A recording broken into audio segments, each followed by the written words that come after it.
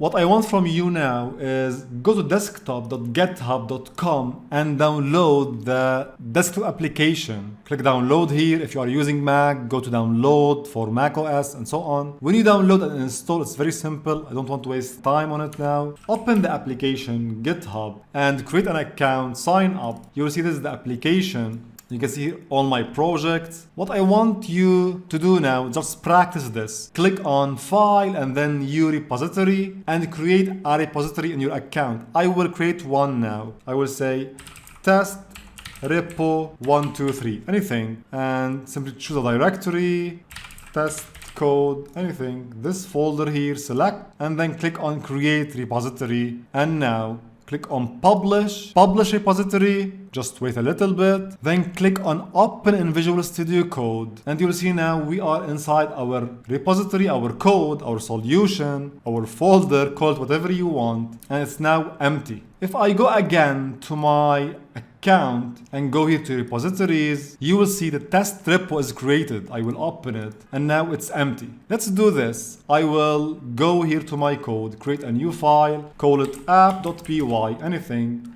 Test is equal to 1. If you open now the GitHub desktop application, you will see it automatically creates the file, and this is the update. Simply say create app file, anything you want, description, and click on commit to main and then push. So now we create a repository, we update it locally, and we pushed it. Now the updates will go online. If we go here again and refresh, you will see now we have an update, the app script. You can see here, you can open and this is the code inside. So now what we can do simply is install GitHub on any computer you want, log into your account, and you can pull the code anytime. Let's do it. I will go here to the application and I will update it. Let's assume that we updated the code from somewhere else. I will edit this. I will say edit is equal to 2 and then commit changes, commit, and now it's updated. If I go now to my code here, you can see it's not updated. So what we can do, simply go to GitHub and then click on fetch origin. Then click on pull to pull all the updates.